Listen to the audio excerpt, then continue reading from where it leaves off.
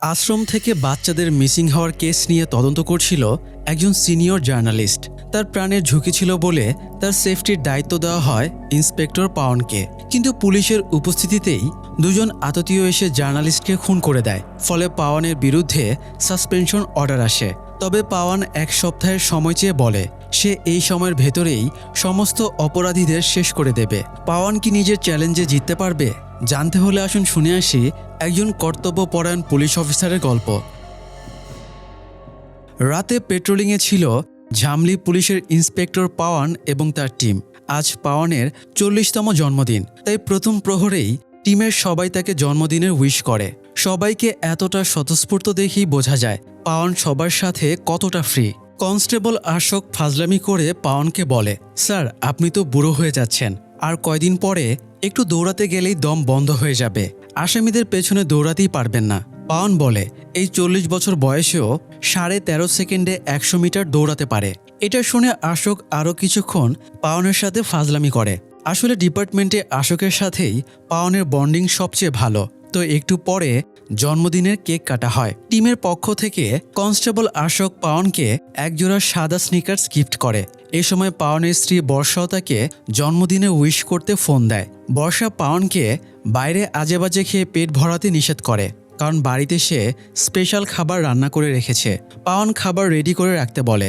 বাড়ি ফিরে সে তৃপ্তি করে খাবে। পেট্রোলিং থেকে পাওয়ান টিম নিয়ে রেল স্টেশনে চলে যায়, কারণ তাদেরকে দায়িত্ব দেওয়া হয়েছে সিনিয়র জার্নালিস্ট রিমা দত্তকে সেফটি দিতে হবে। তো রিমা ট্রেন থেকে নামলে পাওয়ান তাকে যথাসম্ভব সম্মান দেয় এবং নিজের পরিচয় দিয়ে জানায় তারা রিমার প্রোটেকশনের দায়িত্বে আছে। রিমা ট্যাক্সিতে করে যাচ্ছিল। পাওয়ানদের গাড়ি পেছন থেকে নজর রাখছিল। হঠাৎ দুজন মানুষ বাইকে করে তাদের ওভারটেক করে রাস্তার মাঝে বাইক থামিয়ে দেয়। ফলে গাড়ি দুটো থেমে গেলে বাইকের ওরা অনবরত গুলি চালাতে শুরু করে। পাওয়ান সুযোগ বুঝে বাইরে বেরিয়ে গুলি চালালে একজন মারা যায়, অন্যজন বাইক নিয়ে পালিয়ে যায়। তবে ততক্ষণে গুলি লেগে রিমা দত্ত মারা যায় এবং কনস্টেবল আশোক হাতে গুলি লেগে আহত হয়। এই আততীয়রা মূলত রিমা দত্তকে মারার জন্য এসেছিল। তো এত বড় ঘটনায় বেশ শোরগোল পড়ে যায়। মিডিয়ায় পুলিশের সামর্থ্য নিয়ে অনেক সমালোচনাও শুরু হয়। রিমা দত্ত গত বছর আনন্দ স্ত্রীর আশ্রম থেকে মিসিং হওয়া বাচ্চাদের ব্যাপারে ইনভেস্টিগেশন করছিল। আগামীকাল তার আশ্রমের ট্রাস্টি আনন্দ স্ত্রীর সাথে দেখা করার কথা ছিল। সবার ধারণা হয়তো এই কেসে ইনভেস্টিগেশনের জন্যই রিমা দত্তকে হত্যা করা হলো।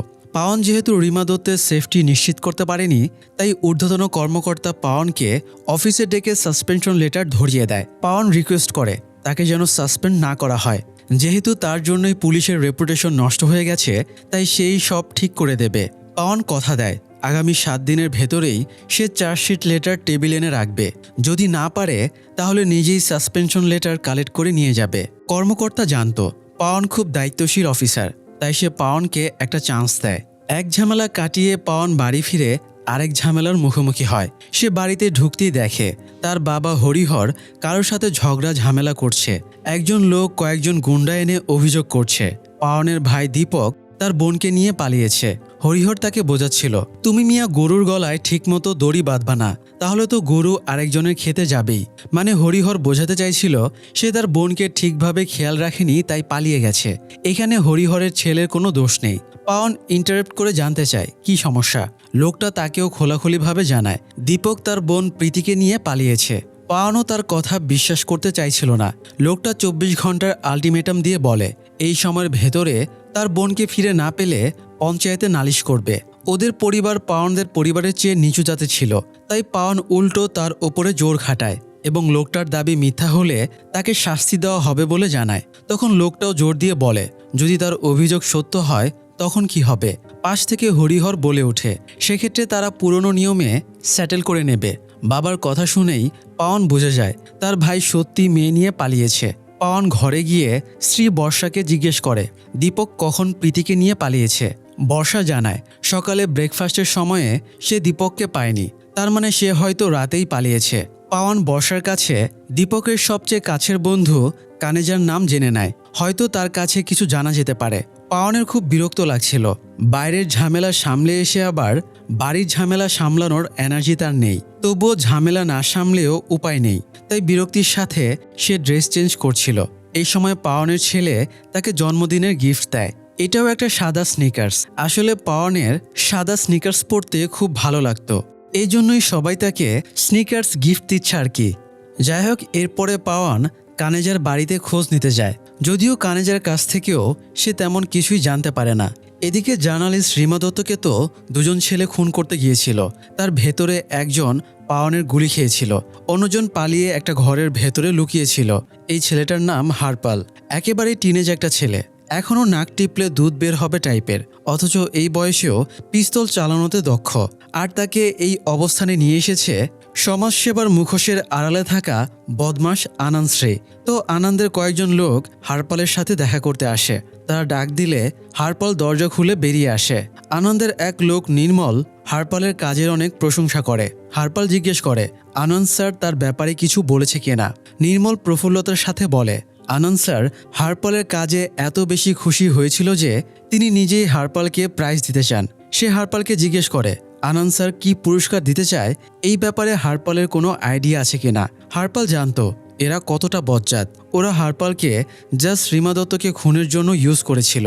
কাজ যেহেতু শেষ, তাই এবার হারপালকেও ওরা শেষ করে দেবে। তাই হারপাল স্বাভাবিকভাবে ঘরের ভেতরে ঢোকে এবং ব্যাগ থেকে পিস্তল বের করে ওদের ওপরে গুলি চালায়। ওরা পাল্টা আক্রমণে ব্যস্ত হয়ে গেলে হারপাল এই সুযোগে সেখান থেকে পালিয়ে যায়। এদিকে প্রীতির ভাই পঞ্চায়েতে অভিযোগ জানালে পঞ্চায়েত প্রধান অর্থাৎ সরপঞ্চই হরিহরকে ডেকে পাঠায়। হরিহর বলে আজ পর্যন্ত কেউ তার বাড়ির চৌকাঠ পেরিয়ে এসে উচ্চ গলায় কথা বলেনি, অথচ এই ছেলেগুলো সেটা করেছে।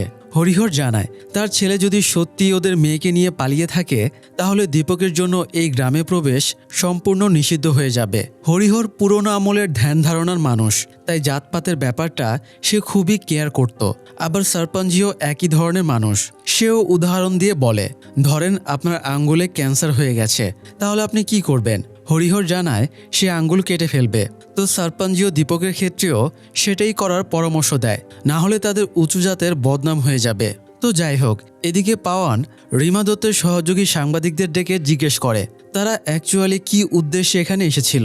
ওরা জানায় ওদের কাছে ইনফরমেশন ছিল টিনেজ ছেলেরা আনন্দ শ্রীর আশ্রম থেকে মিসিং হয়ে যাচ্ছে। আরও সিক্রেট ইনফরমেশন মোতাবেক আনন্দ তার আশ্রমের বাচ্চাদের দিয়ে খারাপ কাজ করাতো। এরপর কাজ হয়ে গেলেই সেই বাচ্চারা মিসিং হয়ে যেত, তাদের আর কোনো ট্রেস পাওয়া যেত না। আনন্দ অ্যাকচুয়ালি ওদের সাথে কি করত এই ব্যাপারে তদন্ত করতেই তারা এসেছিল।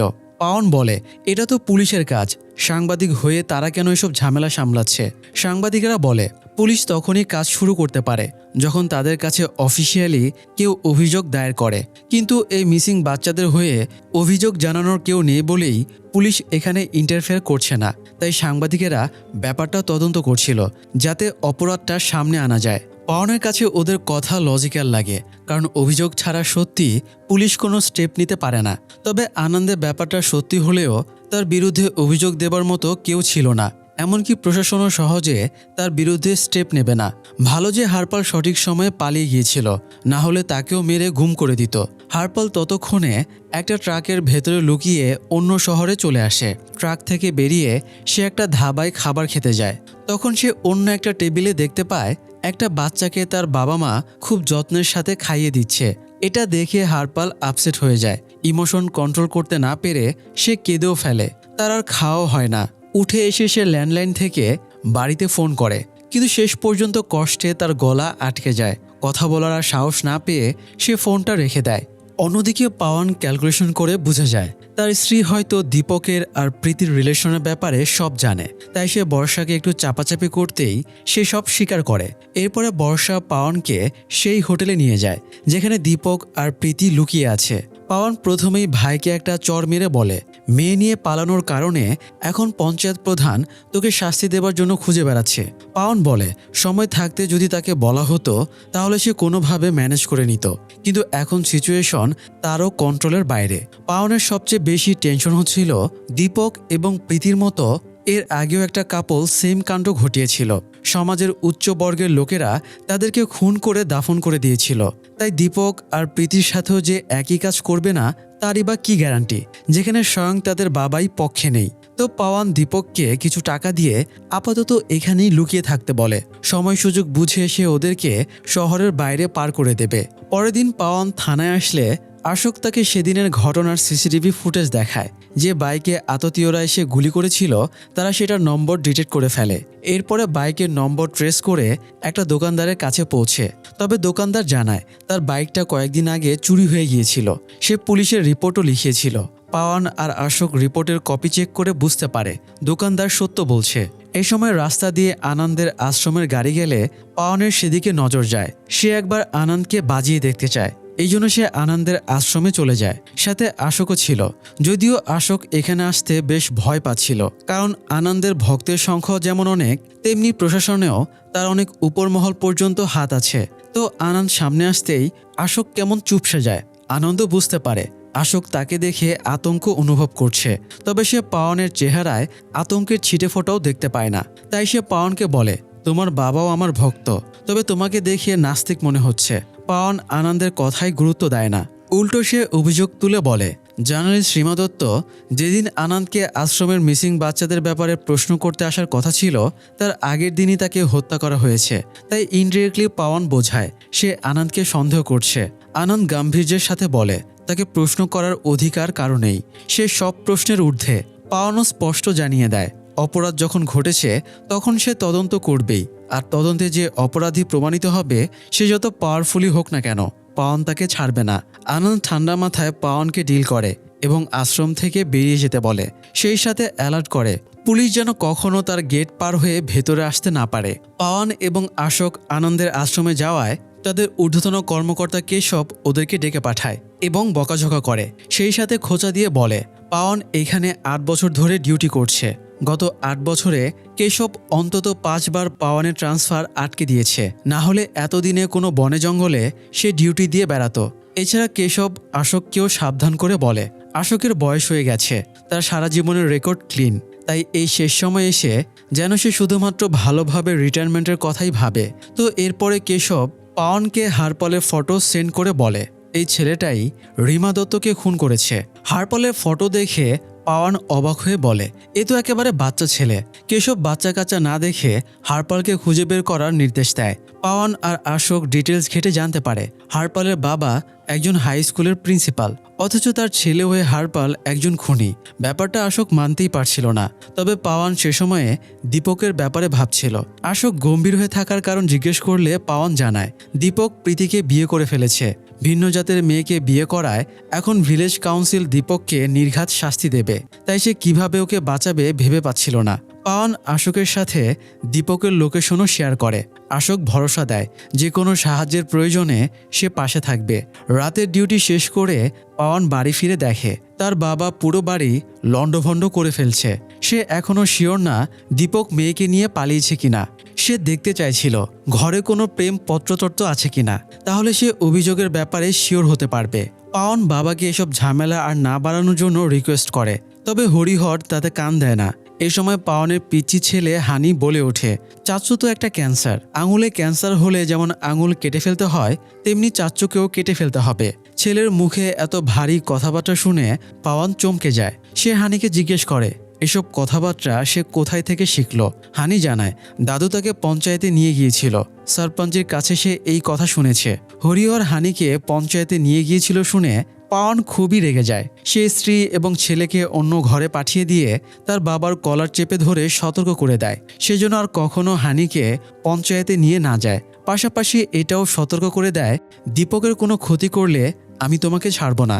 ওকে যদি তুমি ছেলে বলে নাও মানো তবুও সে আমার ভাই, তাই কেউ যদি ওর ক্ষতি করার চেষ্টা করে তাহলে আমি পুরো পঞ্চায়েতকেই মাটির নিচে পুঁতে দেব। এই বলে নিজের বাবাকে থ্রেট দিয়ে পাওয়ান বেরিয়ে যায়। রাতে আশোক পাওয়ানকে ফোন করে আর্জেন্ট ডেকে নেয় এবং হারপালের বাবা দামোদরের কাছে নিয়ে যায়। তারা প্রথমে হারপালের ঘটনা না বলে তাকে জিজ্ঞেস করে হারপাল এখন কোথায়। দামোদর স্বাভাবিকভাবে উত্তর দেয় হারপাল এখন আনন্দশ্রীর আশ্রমে আছে। তারা বুঝতে পারে দামোদর এখনও কিছুই জানে না। পাওয়ান দামোদরকে বলে তার ছেলে এখন মিসিং আছে, সে খুনের কেসে অভিযুক্ত। পুলিশ তাকে দেখা মাত্রই গুলি করে মেরে ফেলবে, তাই ছেলেকে বাঁচাতে চাইলে সেজন্য থানায় মিসিং রিপোর্ট লেখায়। পাওয়ান মিসিং রিপোর্টে অভিযুক্ত হিসেবে আনন্দের নামটাও লিখতে চাইছিল, কিন্তু দামোদর আনন্দের নাম লিখতে চাইছিল না, কারণ বিয়ের পরে 10 বছর চেষ্টা করেও তাদের বাচ্চা হচ্ছিল না। আনন্দ-শ্রীর আশীর্বাদে তাদের সন্তান হয়। এই জন্যই তারা হারপালকে আশ্রমে দিয়েছিল। 10 বছর বয়স থেকেই হারপাল আশ্রমে আছে। তাই কৃতজ্ঞতা বোধ থেকে দামোদর আনন্দের নামটা লিখবে না বলে জানায়। তখন পাওয়ান ক্ষেপে যায় এবং বলে সে এটা না করলে পুলিশ হারপালকে গুলি করে মেরে ফেলবে। ছেলের জীবনের কথা ভেবে দামোদর রিপোর্ট লেখাতে রাজি হয়। যদিও অশোকও আনন্দকে এই কেসে ইনভলভ করাটা পছন্দ করছিল না। তাছাড়া কেশব জানতে পারলেও তাদের চাকরি চলে যেতে পারে। তবে পাওয়ান স্ট্রিক্ট, সে অন্যায়ের কাছে মাথা নোয়াবে না। এই জন্য সে দামোদরকে নিয়ে মিসিং রিপোর্ট লেখাতে থানায় চলে যায়। অন্যদিকে হারপাল একটা বাসে চড়ে পালানোর চেষ্টা করছিল, তবে পুলিশ তাকে খোঁজার জন্য রাস্তায় ব্যারিকেড দিয়ে রেখেছিল। তাই বাসে সার্চ করতেই পুলিশ তাকে পেয়ে যায়। তবুও হারপাল দৌড়ে পালিয়ে যাবার চেষ্টা করে, কিন্তু লাভ হয় না। হারপালকে ধরার পরে পাওয়ানকে জানানো হয়। পাওয়ান এসে জিজ্ঞেস করে হারপাল কেন জার্নালিস্টকে খুন করলো। প্রথমে হারপাল বলতে চায় না, সে ভয় পেয়েছিল নাম বলে দিলে তাকে মেরে ফেলা হবে। তবুও পাওয়ানের চাপাচাপিতে সে স্বীকার করে আনন্দ তাকে খুনের নির্দেশ দিয়েছিল। পাওয়ান ধমক দিয়ে বলে আনন্দ যদি তোর নিজের বাবাকে খুন করতে বলতো তবু কি তুই তাই করতি? হারপাল বলে হ্যাঁ, সে এটাই করত। আনন্দ পুরোপুরি তার ব্রেন ওয়াশ করে ফেলেছে। প্রতি রাতে আনন্দ তাকে মারধর করত এবং আজে বাজে কাজ করাতো। হারপাল এসব থেকে মুক্তি পেতে চাইতো এবং বাড়ি ফিরতে চাইতো। তাই তাকে বলা হয় সে যদি জার্নালিস্টকে খুন করে তবে তাকে বাড়ি ফিরতে দেওয়া হবে। এই জন্যই মূলত হারপাল কাজটা করেছিল। পাওয়ান জানে হারপালের লাইফ রিস্ক আছে, তাই সে অশোককে বলে আপাতত কেশবকে জানানোর দরকার নেই। তারা রাতটা হারপালকে কাস্টাডিতে রাখবে, কাল সকালে তাকে কোর্টে পেশ করবে। তো পরের দিন সকালে কোর্ট চত্বরে গিয়ে পাওয়ান গাড়িতে হারপালকে অশোকের কাছে রেখে ভেতরে সিরিয়াল দিতে যায়। কোর্টের স্টাফ জানায় আধা ঘন্টা থেকে 1 ঘন্টার ভেতরে ওদের ডাক পড়বে। সিরিয়াল লিখে পাওয়ান বাইরে তাকিয়ে দেখে কেশব গাড়ি থেকে জোর করে হারপালকে নামিয়ে নিয়ে চলে যাচ্ছে।